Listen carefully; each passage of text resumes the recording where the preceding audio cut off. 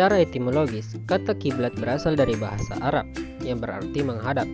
Yang dimaksud di sini adalah arah menuju Ka'bah. Secara terminologi, menurut Slamet Hambali, arah kiblat adalah arah terdekat menuju Ka'bah melalui lingkaran besar, great circle, bola bumi. Lingkaran bola bumi yang dilalui oleh arah kiblat dapat disebut lingkaran kiblat. Lingkaran kiblat dapat didefinisikan sebagai lingkaran bola bumi yang melalui sumbu atau poros kiblat. Hukum arah kiblat.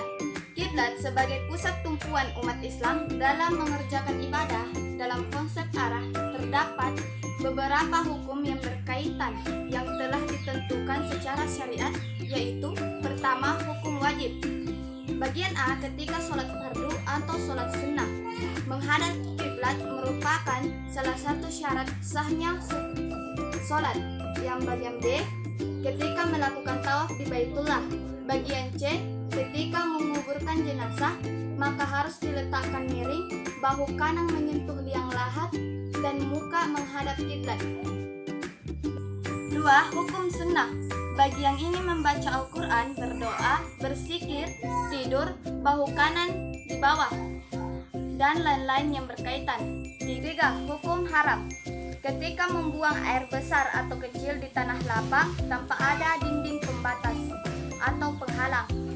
4. Hukum makruh. Membelakangi arah kiblat dalam setiap perbuatan seperti membuang air besar atau kecil dalam keadaan berdinding, tidur melentang, sedang kaki berselonjor ke arah kiblat dan sebagainya. Dalam Al-Quran surah Al-Baqarah ayat 144 Allah SWT berfirman, Bismillahirrahmanirrahim. Qad nara taqalluba wajhika fis sama' falanuwalliyannaka qiblatan tardaha fawalli wajhaka syatral masjidil haram wa haitsu ma kuntum fawallu wujuhakum syatrah wa innal ladzina utul kitaba la ya'lamuna annahul haqqu min rabbihim wa mallahu bighafilin amma ya'malun. Terjemahnya, kami melihat wajahmu Muhammad sering mengadah ke langit, maka akan kami palingkan engkau ke kiblat yang engkau senangi. Maka hadapkanlah wajahmu ke arah Masjidil Haram, dan di mana saja engkau berada, hadapkanlah wajahmu ke arah itu.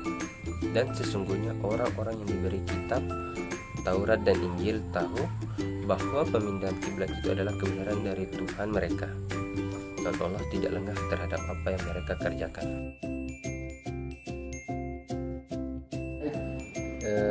Garis lintang dan garis bujur merupakan penemuan yang ditemukan oleh Abu Abdul Muhammad bin Abdullah bin Idris As-Sikri. Al-Idris merupakan seorang pakar geografi, kartografi, meteorologi, zoologi, dan botani yang sangat terkenal. Beliau lahir di kota Afrika Utara, Ceuta atau yang dikenal dengan Sabta pada tahun 1100 Masehi. Lalu beliau tumbuh dan berkembang di Cetua. Beliau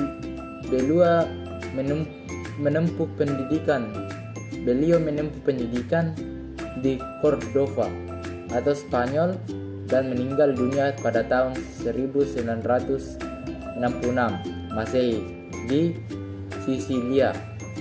Al-Idris menggambarkan dan merancang peta dengan cara menggabungkan pengetahuan dari Afrika, Samudra Hindia, dan Timur Jauh. Lalu ia mengumpulkan pengetahuan para penjelajah serta para pedagang Islam dalam bentuk peta Islam. Karyanya banyak menyajikan data-data komprehensif dari setiap wilayah di dunia, sehingga Al-Idris menjadi sangat terkenal dan mulai dilirik oleh kalangan navigator.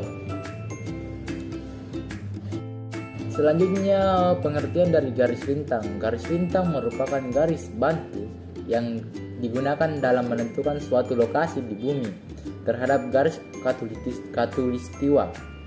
Jarak setiap garis akan dihitung dengan menggunakan satuan derajat. Garis lintang di sebelah selatan atau selatan garis khatulistiwa disebut lintang selatan atau LS. Sementara itu, garis yang terletak di utara garis khatulistiwa adalah lintang utara atau singkatannya LU. Adapun garis bujur yang merupakan sebuah garis khayal yang menghubungkan kutub utara sampai kutub selatan. Garis ini menunjukkan posisi timur dan barat. Garis bujur utama atau bujur 0 derajat melalui kota Greenwich di Inggris. Garis bujur yang berada di sebelah timur kota Greenwich disebut bujur timur. Sementara itu garis bujur yang lokasinya berada di sebelah barat Greenwich merupakan bujur barat. Fungsi garis koordinat dalam kehidupan sehari-hari ada dua, yaitu yang pertama fungsi garis lintang, yang kedua fungsi garis bujur. Adapun fungsi garis lintang yaitu menentukan lokasi sebuah area. Hal ini menjadi fungsi dasar dari sebuah garis lintang dalam pelayaran dan penerbangan. Garis lintang mempunyai peran penting dalam menentukan koordinat sebuah area. Nahkoda kapal yang berada di tengah laut akan kebingungan apabila tidak terdapat koordinat yang jelas.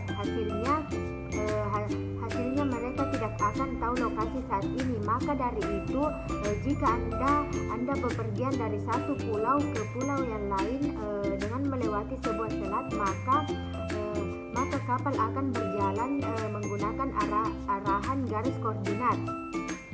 Garis lintang juga mempunyai fungsi dalam membagi iklim di dunia. Di dunia terdapat area yang beriklim tropis, subtropis, sedang, dan dingin. Untuk memahami area mana saja yang mengalami iklim tersebut, maka kehadiran garis lintang ini membantu Anda dalam membedakan setiap iklim di area tersebut saat membaca peta atau globe. Yang kedua, fungsi garis bujur. Adapun fungsi garis bujur yaitu sama seperti garis lintang. Garis bujur juga mempunyai fungsi untuk menentukan lokasi atau daerah berdasarkan koordinat yang tepat. Peran garis bujur juga penting dalam navigasi penerbangan dan pelayaran. Seorang pilot akan menggunakan koordinat garis bujur dan lintang dalam menjalankan pesawat terbang. Garis bujur membantu dalam pembagian waktu di setiap zona yang berbeda. Seperti yang kita ketahui, waktu di setiap dunia berbeda-beda. Ketika di Indonesia bagian barat saat ini jam 10 pagi, maka di Kanada masih jam 9.04 pagi. Dalam penentuan arah kiblat berdasarkan astronomi bola memiliki beberapa cara atau metode, yaitu A. Ras al-Qiblah, posisi matahari di atas Ka'bah. Posisi matahari di atas Ka'bah atau ras al-Qiblah adalah suatu waktu tertentu yang digunakan dalam menetapkan atau mengecek kembali tempat-tempat yang dipakai untuk sholat, seperti masjid, musola, rumah, kantor, dan lain-lain. Waktu tersebut terjadi 2 kali dalam 1 tahun, yaitu setiap tanggal 28 Mei jam 4:17:56 waktu Indonesia bagian Barat, dan tanggal 16 Juli jam 4:26:43 waktu Indonesia bagian Barat. Dengan demikian, ketika matahari tepat di atas Ka'bah, maka objek yang terkena matahari itu pun akan menimbulkan bayangan. Bayangan itulah arah kiblat. Metode ini merupakan salah satu bentuk penentuan arah kiblat akurasi yang akurat. Selanjutnya B. Tongkat istiwa. Tongkat istiwa merupakan tongkat lurus yang biasa ditancapkan pada bidang datar dan tempat terbuka dengan mengandalkan matahari. Metode ini memanfaatkan bayangan matahari sebelum atau sesudah tergelincirnya matahari, zawal. Dengan tongkat istiwa, kita bisa mendapatkan arah barat dan timur sejati. Bayangan matahari sebelum zawal maka akan menghasilkan arah barat, dan bayangan matahari setelah zawal akan menghasilkan arah timur. Ketika sudah mendapatkan arah barat dan timur, untuk mendapatkan arah utara dan selatan, yaitu dengan membuat garis berlawanan antara garis B dan T, sesuai dengan gambar di atas.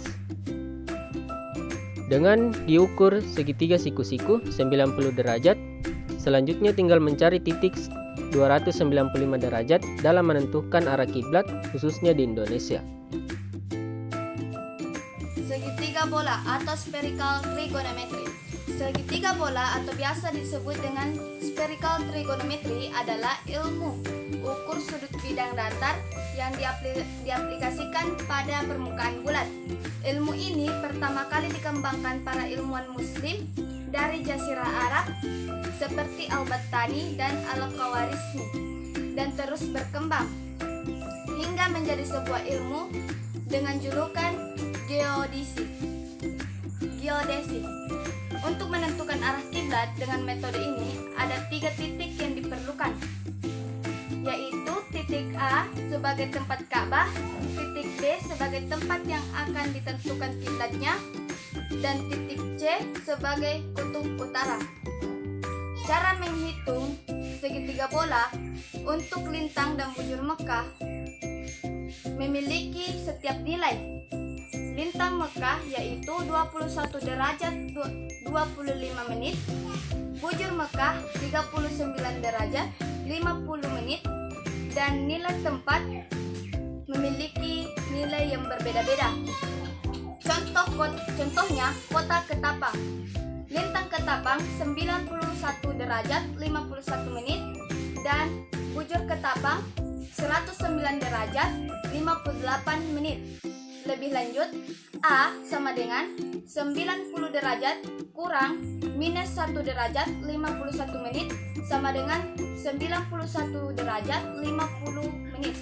B 90 derajat kurang 21 menit kurang 21 derajat 25 menit sama dengan 68 derajat 35 menit. C sama dengan 109 derajat 58 menit sama dengan dikurang 39 derajat 50 menit sama dengan 70 derajat 8 menit. Baik, selanjutnya metode yang dapat kita gunakan yaitu kompas. Kompas merupakan instrumen navigasi untuk menentukan arah kiblat dengan relatif terhadap bumi. Pengukuran arah kiblat dengan menggunakan kompas sangat dibutuhkan kehati-hatian yang mengingat jarum kompas yang kecil dan peka terhadap medan magnet. Adapun cara yang dapat kita gunakan yaitu pertama, kita siapkan kompas yang berfungsi dengan baik. Yang kedua, siapkan koreksi deklinasi magnetik.